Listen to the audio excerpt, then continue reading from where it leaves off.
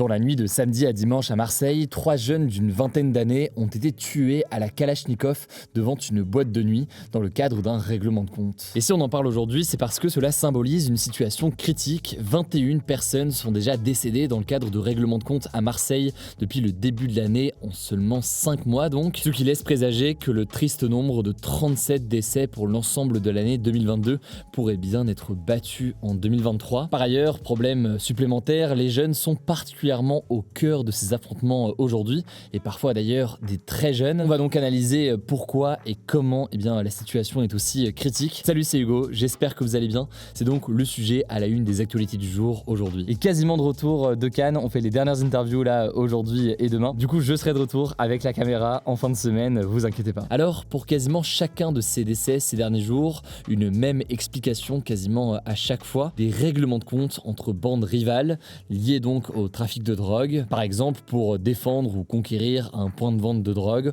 ou simplement plus largement dans le cadre de tensions. Pour vous donner une idée, l'an dernier, sur les 32 victimes d'homicides en bande organisée qui ont été décomptées dans le département de Marseille, 31, donc la quasi-totalité, étaient directement liées au trafic de stupéfiants, selon la préfecture de police locale.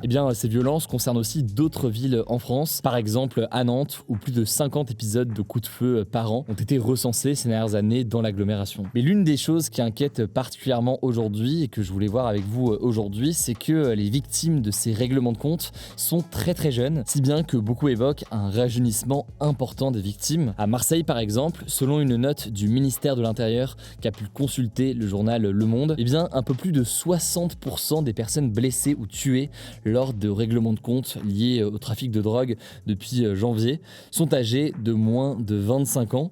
Et parmi ces jeunes, donc majoritaires de moins de 25 ans, il y a parfois des adolescents. Alors comment expliquer ces violences? Comment expliquer aussi que les victimes sont de plus en plus jeunes? Déjà d'un point de vue, macro, à la racine de tout ça, il y a évidemment l'augmentation de la production et de la disponibilité de drogue dans le monde, et donc a fortiori aussi en France. Tout cela alimente forcément les trafics et le développement des gangs. D'ailleurs, en 2022, les douanes françaises ont saisi une quantité record de drogue avec 66 tonnes interceptées. Après là-dessus, évidemment, dur de savoir si c'est lié à un changement de stratégie, à une certaine efficacité, ou alors à une augmentation importante du trafic en soi. Bon, mais en face, il faut noter qu'il y a aussi une hausse de la consommation. Le marché du cannabis aurait par exemple fait x6 en France en 10 ans. Il y a aussi un fort développement du marché de la cocaïne qui inquiète beaucoup.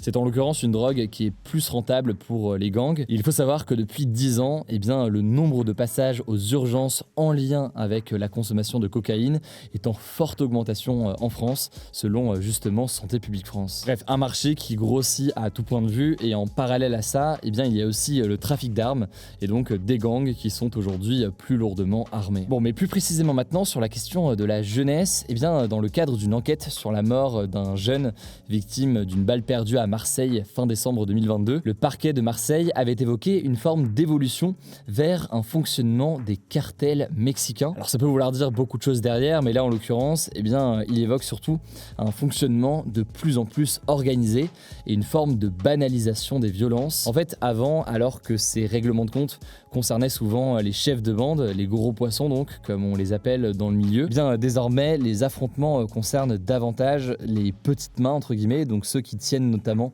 les points de deal au jour le jour. C'est ce qu'a expliqué le procureur de Nantes au journal Le Monde justement cette semaine. Et c'est donc une dimension, pour résumer, hiérarchique, pyramidale, qui était déjà présente à l'origine, mais renforcée ici avec ces groupes, où du coup, les personnes en bas de la pyramide, si on peut dire ça comme ça, se retrouvent donc les plus en difficulté et parfois les plus vulnérables. Alors comment réagissent les autorités face à tout cela? Déjà l'un des enjeux, c'est de lutter contre le trafic d'armes. Là-dessus, les saisies d'armes illégales sont en augmentation, avec plus de 1200 saisies dans le département de Marseille en 2022, soit près de 70% d'augmentation par rapport à 2021. Par ailleurs, dans plusieurs villes moyennes, donc des villes de taille moyenne, les autorités réclament davantage de forces de police. Là-dessus, le ministre de l'Intérieur, Gérald Darmanin, a annoncé début mai l'arrivée dans des villes moyennes d'effectifs de police supplémentaires alimentaire à partir du mois de septembre. Mais au-delà de la question de la répression donc face à ces trafics, eh bien beaucoup de personnalités politiques mettent en avant d'autres éléments importants, des questions notamment d'insertion ou de réinsertion sociale de pas mal de jeunes et plus largement en fait de lutte contre les inégalités. Un élément très important lorsqu'on sait que la criminalité eh bien, se nourrit et se développe justement sur des terrains où la pauvreté est très importante et où des jeunes parfois notamment se sentent à l'abandon. Bref, c'est un problème qui est très complexe, qui est très large, aux multiples raisons qu'on ne pourra pas toutes évoquer aujourd'hui. Ça pose aussi d'ailleurs la question du débat sur la légalité de certaines drogues, typiquement le débat sur la légalisation du cannabis qui revient souvent et qui est un argument qui est mis en avant par ceux qui souhaitent la légalisation pour limiter donc le trafic. On va pas évoquer aujourd'hui tout le débat parce qu'on pourrait en parler pendant longtemps, mais je vous mets des liens en description, je vais vous en savoir plus et je vous laisse avec Paul pour les actualités en bref. Je reviens juste après. Merci Hugo, salut à tout le monde. On commence avec une info sur l'Ukraine. Ce lundi, des combattants armés venus d'Ukraine ont fait une incursion dans la région russe de Belgorod et ont attaqué une dizaine de villages avec plusieurs bombardements. La Russie affirme que ce sont des saboteurs et a ouvert une enquête pour terrorisme. De son côté, l'Ukraine affirme n'avoir rien à voir avec ces attaques et en fait elles ont été revendiquées par la Légion de la Liberté de la Russie, qui est un groupe de Russes qui s'oppose à Vladimir Poutine et qui combat pour défendre l'Ukraine. Et c'est marquant, c'est une attaque d'une envergure inédite sur le sol russe depuis le début de la guerre et elle est présentée par plusieurs médias comme un affront pour le pouvoir russe. On vous tiendra au courant. Et alors, autre info sur l'Ukraine, on vous parlait hier de la livraison potentielle d'avions de combat à l'Ukraine. Et bien alors, info importante pour bien mesurer ce dont on parle et la temporalité. Ce lundi, un responsable de l'armée américaine a déclaré que cela prendrait plusieurs mois dans le meilleur des cas. Donc voilà, des avions de combat pour l'Ukraine, on n'y est pas encore. Allez, on continue avec des infos en France. La première, c'est officiel, l'État contrôlera 100% de l'entreprise EDF le 8 juin prochain. Entreprise qui est donc le premier producteur d'électricité en France et aussi le premier fournisseur. C'est une annonce qui a été faite par le ministre de l'économie Bruno Le Maire ce mardi. En fait, jusqu'à l'an dernier, l'État possédait 84% d'EDF, mais en juillet dernier, le gouvernement avait annoncé son intention de contrôler maintenant l'entreprise en totalité. Alors pourquoi ? Eh bien, le gouvernement considère que contrôler à 100% EDF permettra de garantir l'indépendance énergétique du pays et aussi de garantir des prix le plus bas possible pour les consommateurs sans logique de profit. Et ensuite, le gouvernement estime que cette nationalisation d'EDF, ça va lui permettre d'effectuer plus librement les nouveaux investissements voulus par Emmanuel Macron pour renouveler le parc de centrales nucléaires françaises. Deuxième info de ce en bref en ce qui concerne la France, une étude alerte sur la pollution de l'air du métro parisien. Il serait près de 2 fois plus pollué que l'air extérieur. Cette étude, elle a été réalisée pour le compte de l'émission de France Télévisions Vert de Rage. Ils ont effectué pendant 8 mois tout un tas de relevés du taux de particules fines dans différentes stations du métro. Le taux de particules fines, c'est l'un des indicateurs de la pollution de l'air. Et selon l'étude, ces taux de particules fines, ils sont 5 fois plus élevés dans le métro parisien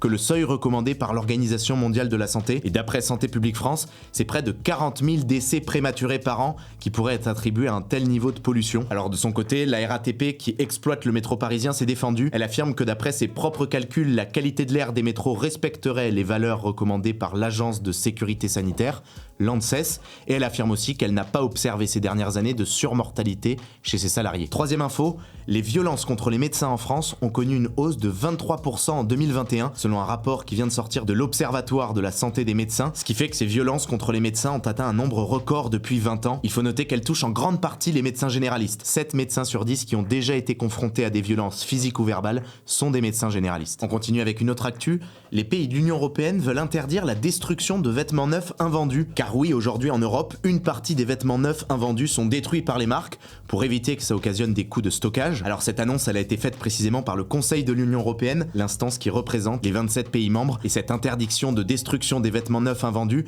elle s'inscrit en fait dans le cadre plus large d'une nouvelle réglementation qui vise à réduire l'impact environnemental des produits conçus en Europe. Pour vous donner par exemple une autre mesure de ce plan, il y a par exemple la mise en place d'un passeport numérique pour les vêtements, une sorte de QR code qui permettrait de connaître le chemin parcouru par un vêtement et donc de connaître précisément son impact environnemental, notamment pour que les consommateurs puissent choisir leurs vêtements en fonction de ce critère.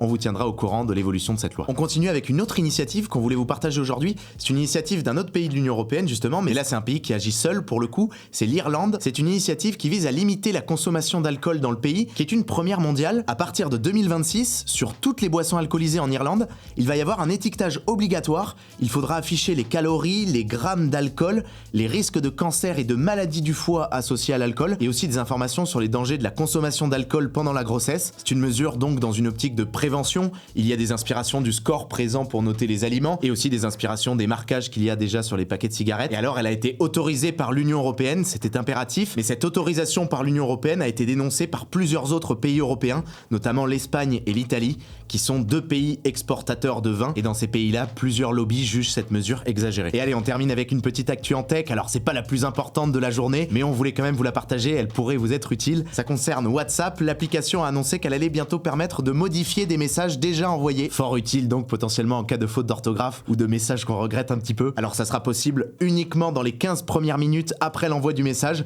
Pour ça, il faudra appuyer longuement sur le message en question et on verra alors apparaître une fonctionnalité modifiée. De leur côté, les destinataires pourront voir que le message a été modifié, mais pas ce qui a été changé. WhatsApp s'inspire en fait exactement de ce qui a déjà été fait sur d'autres messageries, Telegram ou iMessage par exemple. WhatsApp affirme que ça sera disponible dans les prochaines semaines sans donner de date exacte. Merci beaucoup Paul. Alors pas de débat aujourd'hui, mais si vous voulez plus d'actualité, je vous invite à aller directement sur Instagram. On poste, vous le savez peut-être, pas mal de contenu au quotidien. Le nom du compte c'est Hugo Décrypte. N'hésitez pas si vous n'êtes pas encore abonné. Prenez soin de vous, prenez soin de vos proches, et puis je vous dis du coup à demain.